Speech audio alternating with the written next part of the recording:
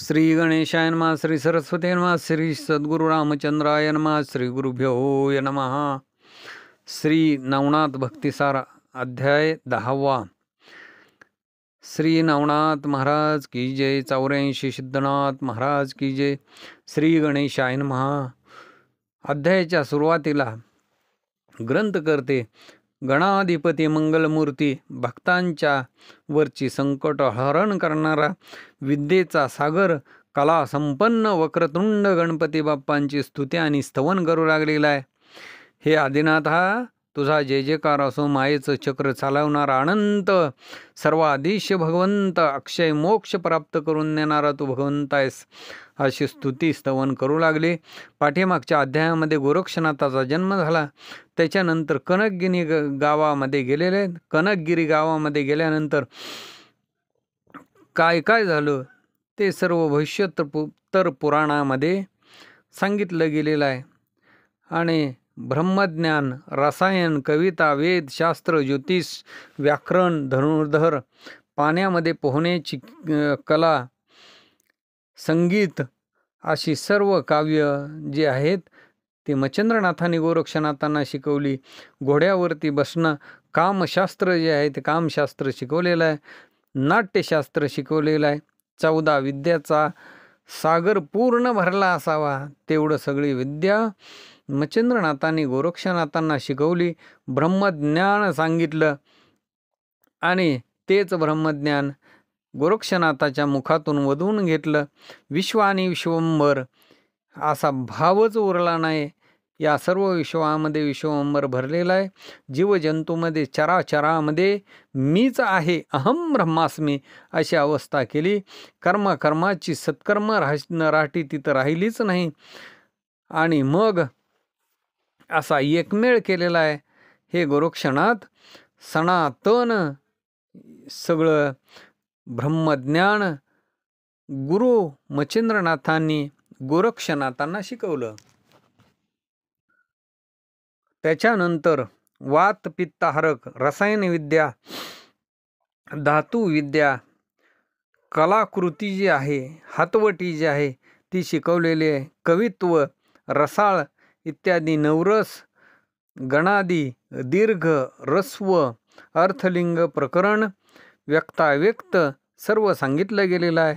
वेदाचा अध्ययन सूक्त रुचित असं प्रवीण केलेलं आहे. दीर्घ, रस्व, छंद, निपुण, अवघे सगळे गुण शिकवले गेले. ऋग्वेद, अथर्ववेद, यजुर्वेद, सामवेद असे 4 वेद जे आहेत, ज्योतिषशास्त्र सर्व सांगितलेलं आहे.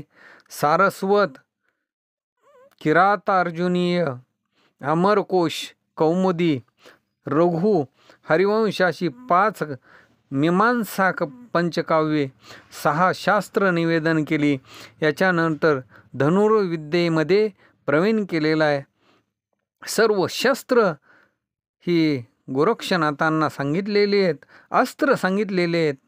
त्या अस्त्रामध्ये वाऱ्याचं अस्त्र आहे, पावसाचं अस्त्र आहे, उर्मीचं अस्त्र आहे, जिकिरीचं जरुरीचं असं काम अस्त्र आहे. वात आकर्षण हे बळवंत अस्त्र शिकवलेलं आहे. पर्वताचं अस्त्र सांगितलं, वज्रास्त्र सांगितलं, वासव शक्ती सांगितलेलं आहे, नागाचं अस्त्र सांगितलं, गरुडाचं अस्त्र सांगितलेलं आहे, संजीवनी विद्या शिकवलेली आहे, ब्रह्मशास्त्रादी निवारण शक्ती, रुद्रास्त्र सांगितलं, विरक्तास्त्र शिकवलेलं आहे, दानवास्त्र, वाऱ्याचं अस्त्र, काळाचं अस्त्र, स्तवनाचं अस्त्र, महाकार्तिकाचं अस्त्र, स्पर्शास्त्र शिकवलेलं आहे, विभक्तास्त्र शिकवलं. याच्यानंतर साबरे विद्येचं कवित्व प्रत्यक्ष करून सगळे देव बोलावले गेलेले आहेत. आणि त्या सर्व देवांच्याकडून गोरक्षनाथाच्या डोक्यावरती वरदानाचा हात ठेवला. ती दैवत कोणती कोणती? त्याच्यामध्ये 52 वीर आहेत. नरसे आहे, कालिका आहे, ममदा आहे, महिषासूर आहे, झोटिंग आहे, वेताळ आहे, मारुती आहे, अस्त्रवीर असलेला मद्रपती आहे, सीतापती, प्रभुरामचंद्र या सर्वांनी गोरक्षनाथाच्या डोक्यावरती वरदानाचा हात ठेवला. प्रभुरामचंद्रांनी गोरक्षनाथांना आलिंगन दिलं आणि म्हणू लागले की हे गोरक्षनाथा, या सनातनामध्ये तुझी कीर्तीचा ध्वज उभारला जाईल. प्रत्यक्ष गणपती बाप्पा आले. सूर्यनारायण स्वतः खाली उतरलेला आहे. गोरक्षनाथांना मांडीवरती घेतलं, वरदानाचा हात डोक्यावरती ठेवला. याच्यानंतर अष्टभैरव, जे उग्र ते अष्टभैरव सुद्धा तिथं आलेले आहेत. सिद्ध भैरव, काळ भैरव, वीर भैरव, गण भैरव, ईश्वर भैरव, रुद्र भैरव, भस्म भैरव आदी महादेव पार्वती माते सहित आले. आणि महादेवांनी गोरक्षनाथांना मांडीवरती घेतलेला आहे. मुख कुरवाळलेला आहे. गोरक्षनाथाच्या डोक्यावरती वरदानाचा हात ठेवला. त्याच्यानंतर भूतांचा राजा जो बाबर आहे तोही धावून आलेला आहे आणि तोही गोरक्षनाथांना वरदान देऊ लागलेला, आशीर्वाद देऊ लागलेला आहे. मुंडा आलेले आहेत, चामुंडा आलेले आहेत, शंखिनी आल्या, डंकिनी आल्या, कुंडा, रंडा, भालंडा, यक्षिणी, चंडा, वंडिका या प्रत्यक्ष आलेले आहे आणि त्याही गोरक्षनाथांना वर देऊ लागलेले आहेत. याच्यानंतर जलदेवता आलेले आहेत. त्याच्यामध्ये कुमारी आहे, धनदा आहे, नंदा आहे, त्या देवता आलेल्या आहेत. लक्ष्मी, प्राज्ञा, बाला, बगला, नववी, विमला अशा जलदेवता आलेल्या आहेत आणि त्यांनीही गोरक्षनाथांना आशीर्वाद दिलेला आहे. प्रत्यक्ष अष्टसिद्धी त्याही वर देण्यासाठी आलेले आहेत. त्याच्यामध्ये आणिमा आहे, गरिमा आहे, विशाळ बुद्धी आहे, महिमा आहे, प्रकाम्य आहे, प्रतिमा आहे, प्राची, वशित्वा आणि 8वी सिद्धी जी आहे ती महादेवी, ती प्रत्यक्ष त्या जलदेवता आलेले आहेत आणि त्यांनीही गोरक्षनाथांना वरदान दिलं. 52 वीरासहित प्रभू रामचंद्र आले. सूर्य आलेला आहे. सर्वांनी गोरक्षनाथाच्या डोक्यावरती हात ठेवला, विद्या दिलेली आहे. अशा पद्धतीनं मच्छिंद्रनाथांनी सर्व देवांचा आशीर्वाद गोरक्षनाथाला दिला. गोरक्षनाथाला सांगितलं, हे गोरक्षनाथा, तुला आता अनुष्ठान करावं लागेल, तुला तप करावे लागेल. त्याच्यामुळं काय होईल तर तुझी ही जी विद्या आहे ही विद्या अतिशय लखलखीत होईल. जशी एखादे हत्यार असावं आणि त्या हत्याराला, त्या तलवारीला जर धार दिली तर मग शत्रू जिंकण्यामध्ये काहीच अडचण येत नाही, सामर्थ्य सत्ता वाढली जाते. तशा पद्धतीनं तू जर तप केलं तर निश्चितपणानं ही तुझ्या विद्या ही लखलखीत होईल आणि म्हणून तुला तप करावं लागेल. त्याच वेळेला सगळे देव आपापल्या स्वस्थानाला निघून गेले. प्रभू रामचंद्र, सूर्यदेव, महादेव, 52 वीर स्वस्थानी निघून गेले. याच्यानंतर इंद्र, वरुण, अश्विनी, गंधर्वादी तेही पृथ्वी तलावरती आले. त्यांनीही गोरक्षनाथांना वर दिलेला आहे. याच्यानंतर कोणे एके दिवशी गोरक्षनाथ सद्विद्या घोकीत होते.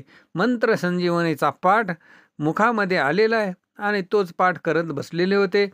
जवळ मच्छिंद्रनाथ नव्हते. गोरक्षनाथ हे एकांतामध्ये बसलेले होते. त्यावेळेला त्या गावची मुलं खेळत खेळत गोरक्षनाथांच्या जवळ आलेले आहेत आणि चिखलाचा गोळा हातामध्ये घेऊन ती मुलं गोरक्षनाथापाशी आलेले आहेत आणि गोरक्षनाथाला म्हणू लागली, हे गोरक्ष ऐक, आम्ही पुष्कळ असा चिखल आणलेला आहे, तरी आम्ही गाडा तयार केलेला आहे. तू आम्हाला काय कर तर त्या गाड्यावरती सारथी करून दे, आमच्यामध्ये तू खेळायला ये. आणि म्हणून आम्हाला गाडा करता आला पण त्याचा सारथी मात्र करता आला नाही. असं मुलांचं बोलणं ऐकलेलं आहे. हातामधला तो चिखलाचा गोळा आपल्या हातामध्ये घेतलेला आहे आणि त्याच वेळेला त्या चिखलाचं चाक, गाडा सर्व व्यवस्थित आहे हे पाहिलेलं आहे. पण या गाड्याला सारथी असावा म्हणून तो चिखलाचा गोळा मुलांच्याकडून गोरक्षनाथाने आपल्या हातामध्ये घेतलेला आहे. आणि मुलं ही विनंती करू लागले, हे गोरक्षनाथा, आम्हाला या गाड्यावरती सारथी करून दे. आणि आम्हाला काही तो सारथी करता येत नाही. त्यावेळेला त्या मुलांच्या समुदायामध्ये वयोवृद्ध प्राज्ञिक असा तूच आहेस आणि आम्ही तुला खेळायला घेतलेला आहे. हे मुलांचं बोलणं ऐकलेलं आहे. मग गोरक्षनाथांनी सांगितलं, चिखलाचा गोळा माझ्याकडे आणून द्या. भविष्यासाठी ही वासना गोरक्षाच्या मनामध्ये उत्पन्न झाली आणि त्याच्यामुळं पूर्वकर्मानुसार जसं असेल पूर्वकर्म तशी बुद्धी घडून येत असते. बीज जसं पेरील तसाच वृक्ष उगवत असतो. मातेच्या द्वेष उद्देशानं सावत्राईनं द्वेष केला म्हणून ध्रुव बाळ त्याला इच्छा झाली की आपण तप करावं आणि आढळ पद त्याला प्राप्त झाली. गांधारीचा अंत झाला म्हणून त्या अर्जुनाला अर्थ सुचला गेलेला आहे. आणि म्हणून दरिद्री असा असणारा काय केलं, अकिंचन केलं आणि वायुसुत मारुतीला जिंकलं. त्याला ध्वजस्तंभावरती बसवलं गेलं. सीतामाईच्या उद्देशानं लंकेमध्ये जाऊन ती असणारी सावली जी आहे ती राहिली गेलेली आहे. आणि त्या सावलीनं काय केलं तर दशानलाला गिळून टाकलं. राक्षस कुळ सगळं भक्षण केलं. असं असणारं पूर्व सुकृत जे असतं त्याच पद्धतीनं घडून येत असतं. राक्षसांचा वंशलेश झाला. लंकाधीश मरण पावला पण बिभीषण मात्र चिरंजीव राहिला आणि तोच लंकेचं राज्य भोगू लागला. तशा पद्धतीनं बोलायचं कारण हेच आहे, सांगायचं कारण हेच आहे. पूर्व कर्मानुसार बुद्धी ही संचरली जाते. आणि म्हणून गोरक्षनाथाच्या हातून त्या चिखलाच्या पुतळ्यामध्ये करभंजन नारायण अवताराला येणार होते. नवनारायण करभंजन हे उदय पावणार होते. गहन नाम असं त्यांना प्राप्त होणार होतं. म्हणून गोरक्षनाथाच्या मनामध्ये इच्छा निर्माण झाली की बाबा आपण या पृथ्वी तलावरती ही जी मुलं आहेत या मुलांना आपण सारथी करून द्यावा. आणि मग गोरक्षनाथांनी तो चिखलाचा गोळा जो आहे तो आपल्या हातामध्ये घेतलेला आहे. त्या चिखलाला आकार देऊ लागलेले आहेत. मात्र वाणीमध्ये संजीवनीचा पाठ चालू आहे. त्याच्यामध्ये विष्णू वीर्य हे संचरलं गेलेलं आहे. पीयूष मांडणी झालेली आहे आणि मुखामधून संजीवनीचा मंत्राचा पाठ चालू आहे. मुखामध्ये पाठ आहे, हातामध्ये पुतळा आहे. आणि मग तो चिखलाचा गोळा पूर्ण झाला. महाभागी असा भाग व्यक्त झालेला आहे. आणि त्याच्यामुळं संजीवनी मंत्राच्या योग करून पंचमहाभूत जी आहेत ती त्या गोरक्षनाथाच्या हातातल्या चिखलामध्ये निर्माण झालेले आहेत. आणि तिथंच जीवदशा उत्पन्न झाली. अस्थि मासासहित हाडामासासहित त्वचेसहित आकार दिसू लागलेला आहे. आणि मग पुढं तोंडातून अकस्मात शब्द उमटला गेला आणि ते जे गोरक्षनाथाच्या हातामधलं बाळ आहे ते बाळ रडू लागलेलं आहे. हे त्या बाळाने पाहिलं आणि मग सगळी बाळ म्हणू लागली, पळा पळा पळा, भूत आलं. गोरक्षनाथ हे तेथून पळून झालेले. आणि मग अशा पद्धतीनं एकमेकामध्ये भयभीत होऊन तो खेळ सोडून ती मुले वाऱ्याच्या गतीनं पळून गेलेले आहेत. भय कापरी झालेली आहेत. मुलं थरथरा कापू लागली. आरडत वरडत मच्छिंद्र आधारा पळून गेली. अशा पद्धतीनं मुलं भयग्रस्त झाली. हे मच्छिंद्रनाथांनी पाहिलं आणि मग त्या मच्छिंद्रनाथांच्या जवळ ज्या मुलाचे आई वडील होते ते म्हणू लागलेले की काय या मुलांना घाबरवलं गेलेलं आहे. मच्छिंद्रनाथ म्हणू लागले, का रे बाळांनो, का घाबरता आहात. तेव्हा चिखलाचा पुतळा त्या चिखलाचा सारथी करत असताना गोरक्षनाथाच्या हातून तिथं भूत निर्माण झालं. चिखल सगळा संपला गेला. चिखलातूनच भूत निर्माण झालं. ते भूत आता लहान आहे पण तीच मोठं होईल, आम्हाला खाऊन टाकील म्हणून आम्ही पळालो. पण आम्ही आलो इथं पळून. गोरक्षनाथाची अवस्था काय झाली असल, गोरक्षनाथाला पळून येता आलं नाही. त्याला भूतानं गिळला असेल, भूतानं खाऊन टाकला असेल. मच्छिंद्रनाथांनी अशी ही मुलांच्या तोंडून गोष्ट ऐकलेली आहे. मच्छिंद्रनाथ चित्तामध्ये साशंकित झाले. हे मुलं काय सांगू लागलेले आहेत? अवचटपणानं भूत तिथं कसं आलं? आणि ही सगळी बाळं भ्याली. म्हणून आता तिथं जाऊन काय प्रकार आहे तो पाहिला पाहिजे. मग सगळ्या मुलांना जवळ बसवलेला आहे आणि विचारू लागले कोणत्या ठिकाणी भूताचा संचार झाला.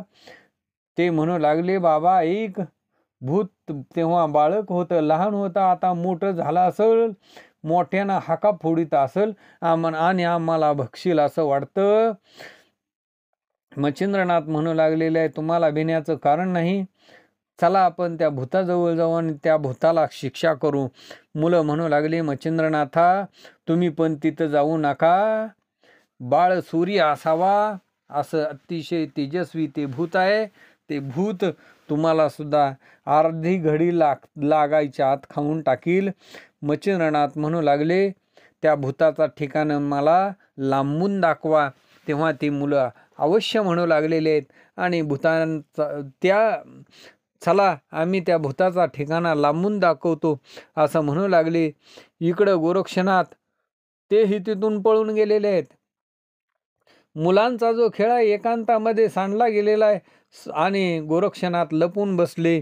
भूत भूत भूत असं म्हणून मुलं पळाली, आरोळ्या देऊ लागली.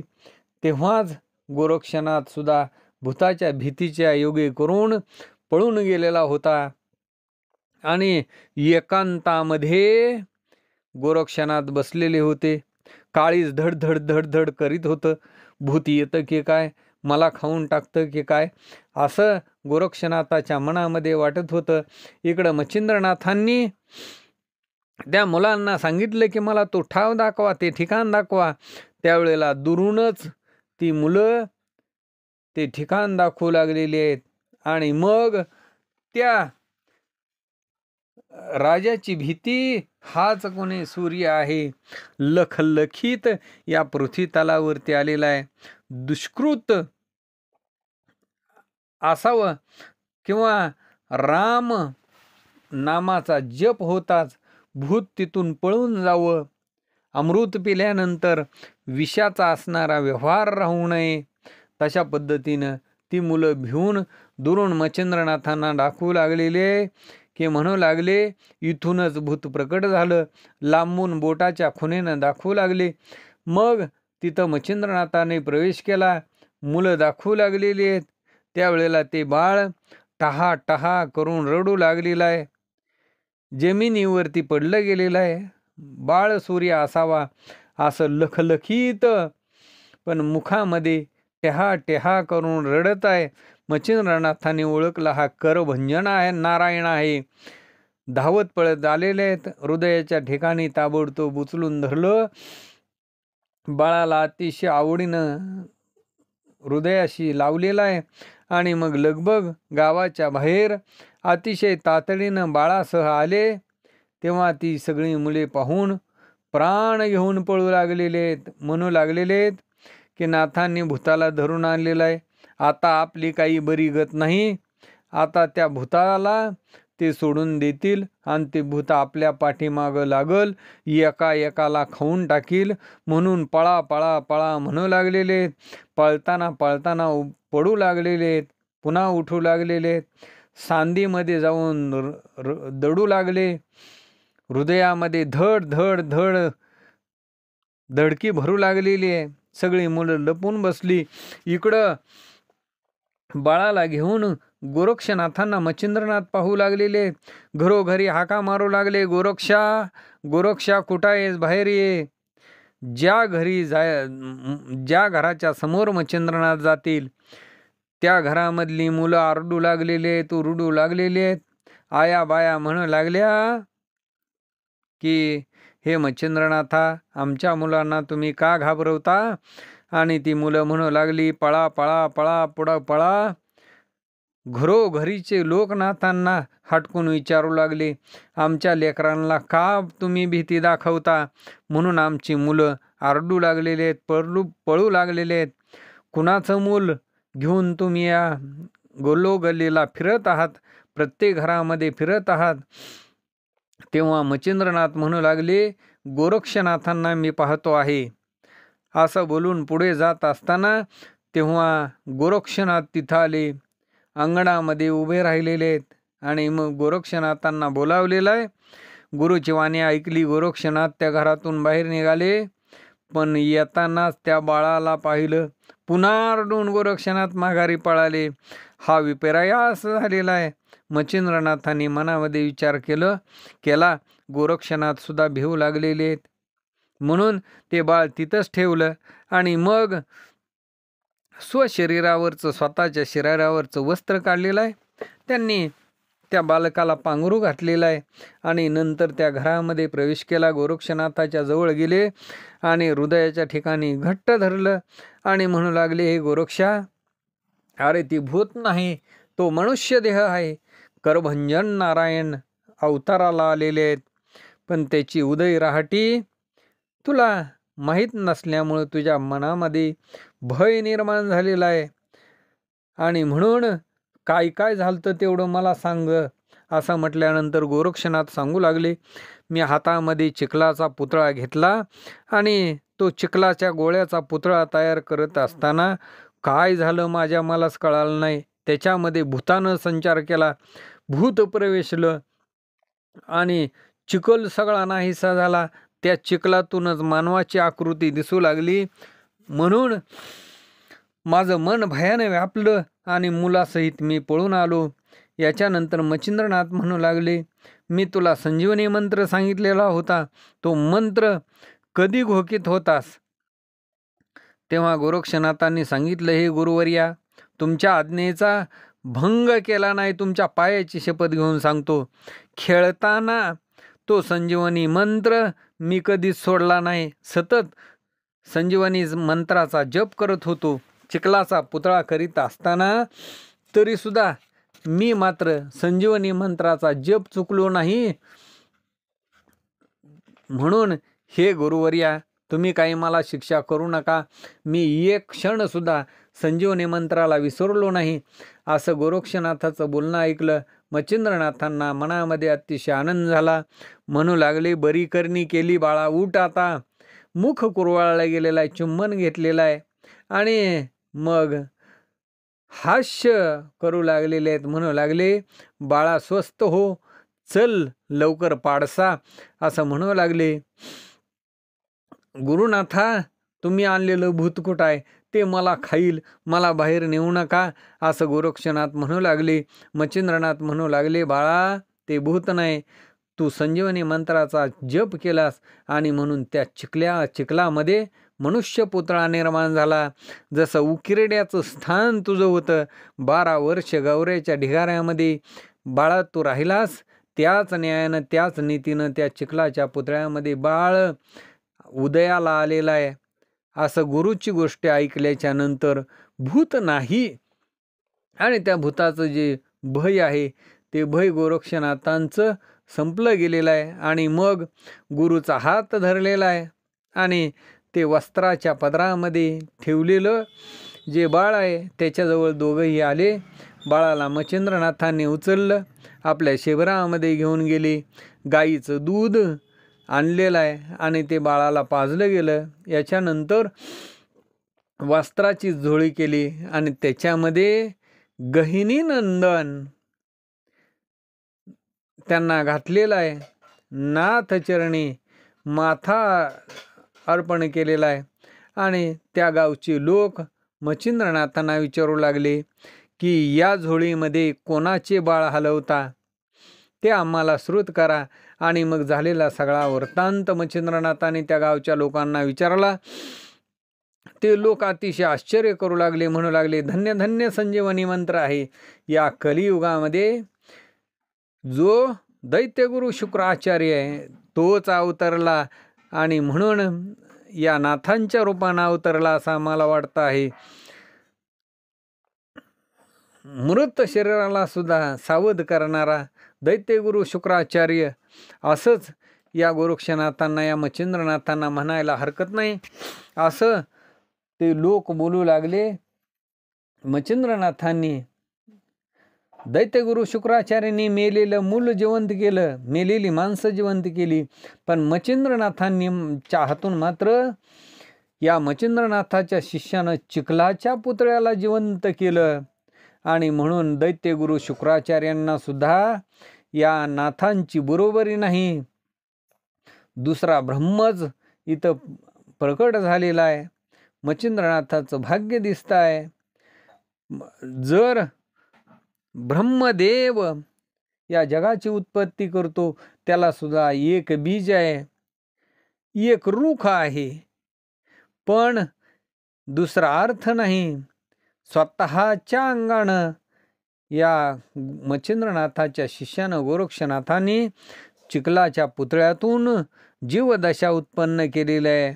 महाबीज असल्याशिवाय रोपाची उत्पत्ती होत नाही, पण चिखलाच्या पुतळ्यातून मनुष्य उत्पन्न केला.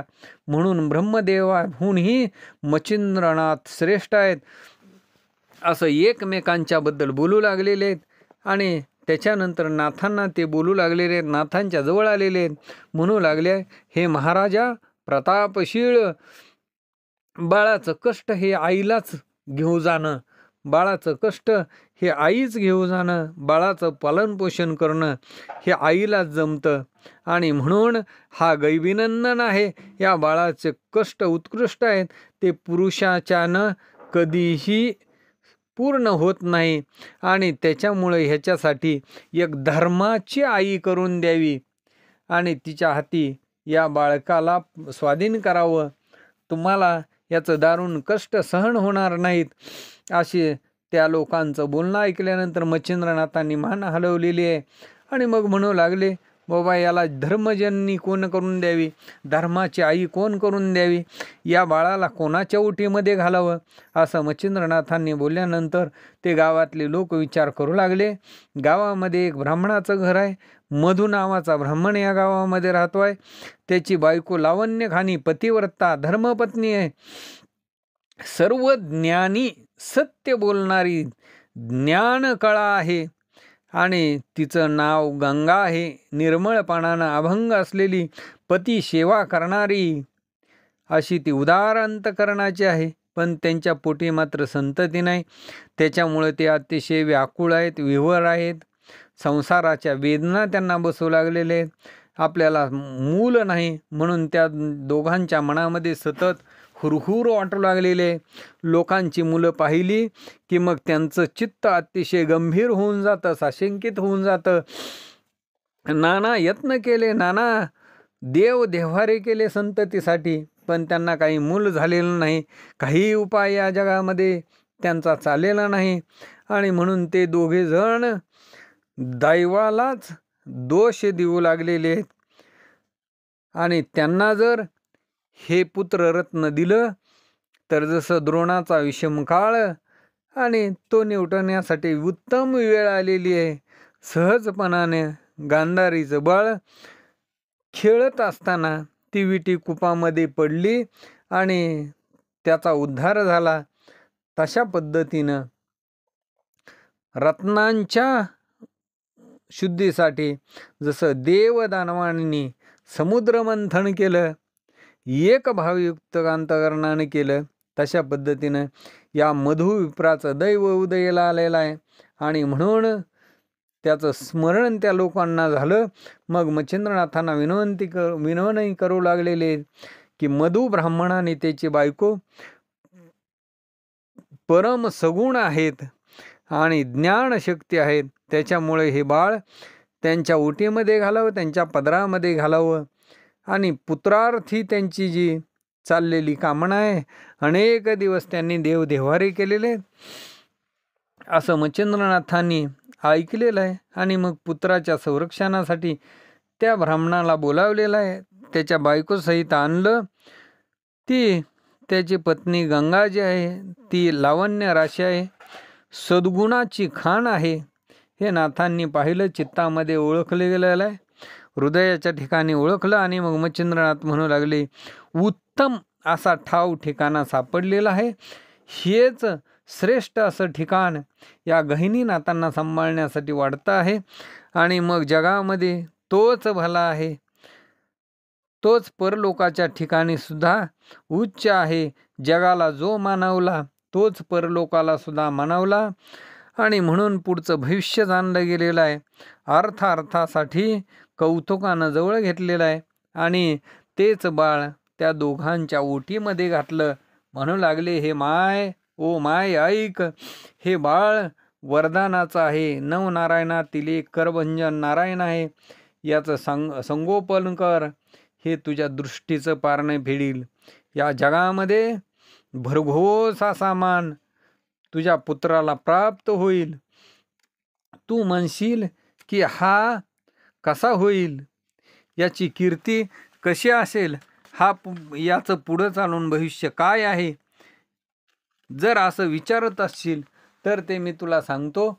जसा सूर्य असावा, देवकीचा श्रीकृष्ण भगवंत जसा या जगाला वंद्य आहे, तशा पद्धतीनं हा बाळ या जगतामध्ये वंद्य होईल. हे माई, काय या बाळाचं चांगुलपण सांगावं. याच्या मूर्तिमंत सेवेसाठी कैलासपती महादेव या पृथ्वी तलावरती येतील. अज्ञान राशी जी आहे ती त्याची संपूर्ण जाईल आणि यालाचा अनुग्रह प्राप्त होईल. निवृत्ती पदासाठी हा मिरवला जाईल. निवृत्ती नाम याला प्राप्त होईल. आणि म्हणून अयोनी संभवला आहे. हा जगामध्ये अतिशय घन होईल. म्हणून याचं गहिनीनाथ असं नाव ठेव. याच्यानंतर तुला एक सांगतो, आम्ही तीर्थ यात्रेसाठी निघून आहोत. 12 वर्ष झाल्याच्या नंतर गोरक्षनाथ येथे येईल आणि याला अनुग्रह देईल. हे माय, गोरक्षनाथ याला सनातन करील. पण तू काय जीवित्व लावून या बाळाचं संगोपन कर. याच्यानंतर ती सती कौतुकानं बोलू लागलेली, हे महाराजा योगमूर्ती, बाळ तर तुम्ही माझ्या हाती दिलेला आहे, याच्यामध्ये काही संशय नाही. पण 12 वर्षांनी तुम्ही परतून आलात, या बाळाला घेऊन जाल. मग मी कशी आई या जगामध्ये कशी राहू. मग 12 वर्षे केलेल्या कष्टाचं फळ भाड्यासारखं माझं काम झालं. तरी प्रांजळपणानं आताच मला वचन द्या. माझी आशा आहे या जगामध्ये प्रसिद्ध असं बाळ प्रांजळपणानं शुद्धबुद्ध झालेलं आहे. आणि म्हणून तुम्हाला जर याची आशा असेल तर तसं मला सांगा. मग नाथ तिचं हे बोलणं ऐकलेलं आहे आणि म्हणू लागलेले आहेत की माये, तू संशय सोडून दे, बाळ आपल्या घरी घेऊन जा. माझी आशा बाळा लागून अजिबात गुंतणार नाही. तरी तुला तुझा पुत्र प्राप्त हो, तुला लाभो प्रांजळपणानं या जगामध्ये. हे माये, तुझा मुलगा हा महान होईल आणि लोक तुझाच मुलगा म्हणून याचं नाव घेतील. मी आणि माझा शिष्य याच्या आशेमध्ये गुंतणार नाही. हा बाळ तुझाच आहे. पण गोरक्षनाथ याला अनुग्रह देण्यासाठी येतील. पुढे हे तीर्थस्नानाशी जातील. तू मात्र तुझ्यापाशी या बाळाला ठेवून घे. अशा पद्धतीने बोलून ग्रामस्थांच्या शपथपूर्वक साक्षीसहित निर्मळपणानं ते दोघंजण आपल्या घराला निघून गेले. मंत्रचरू विभूती माळा मोहनास्त्र त्या बाळकाच्या गळ्यामध्ये घातलेला आहे, कौतुकानं स्पर्श केलेला आहे. त्याच वेळेला त्या गंगामाईला पान्हा फुटलेला आहे आणि त्या बाळाला स्तनपान करू लागलेली आहे. पाळण्यामध्ये घातलेला आहे आणि गहनी असं नाव ठेवलेलं आहे. याच्यानंतर मच्छिंद्रनाथ काही दिवस त्या गावामध्ये राहिले आणि मग गोरक्षनाथांना घेऊन तीर्थस्नान करण्यासाठी तिथून पुढं जाऊ लागलेले. सर्व ग्रामस्थांना निरोप घेतलेला आहे. निघताना सर्वांनी गौरव केलेला आहे आणि तीर्थक्षेत्राचा मार्ग धरून बद्रिकाश्रमाच्या दिशेनं मच्छिंद्रनाथ आणि गोरक्षनाथ जाऊ लागले.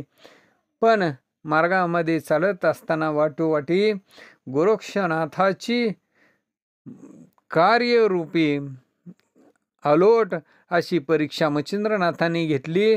नंतर विषम अशी सर्व कार्याची मच्छिंद्रनाथांनी मनामध्ये विचार केला आणि म्हणू लागले की याचं तप पूर्ण झालेलं नाही. मुळीच पदरामध्ये पैसा जर नसला तर मग दान कसं करता येईल, आणि म्हणून याला मंत्र हेतू तप झालेलं नाही, म्हणून शम विषम असा हे कार्य दिसू लागलेलं आहे. तरी आता बद्रिकाश्रमाच्या ठिकाणी बद्री केदार स्वामी उभा आहे. त्या महादेवाच्या हाती गोरक्षनाथांना द्यावं आणि तिथंच त्याला तपश्चर्या करावी लावावी असा विचार मनामध्ये केलेला आहे. दोघंजण नाना तीर्थयात्रा करत करत हिमाचल मार्गाने बद्रिकाश्रमामध्ये गेले. तेथली कथा पुढच्या अध्यायामध्ये आपल्याला श्रवण करता येईल. त्या कथेचा अपूर्व अशी कथा आहे. त्या कथेचा स्वीकार श्रोत्यांनी करावा. तुम्ही विचक्षण असे श्रोते संत आहेत आणि तुमचा धुंडीसूत हा सेवेलागी प्राणांतपणानं अर्थ अर्पण करणारा, आदरयुक्त अंतकरणानं ग्रंथ सांगणारा, तुमच्या कृपेचं भूषण लिहूनच नरही वंशामध्ये कवी मालू धुंडीचा मुलगा संत गणामध्ये मिरवला गेलेला आहे. स्वस्ति श्री भक्तिकथासार संमत गोरक्ष काव्य केम्यागार सदा परिसूत भाविक चतुर्दशमाध्याय गुढ़ा. श्रीकृष्णार्पणमस्तु. शुभम भवतु. श्रीरस्तु. श्री नवनाथ भक्तिकथासार दशमाध्याय समाप्त. पुंडलीक वरदे हरिविठ्ठल. श्री ज्ञानदेव तुकाराम पंढरीनाथ भगवान की जय.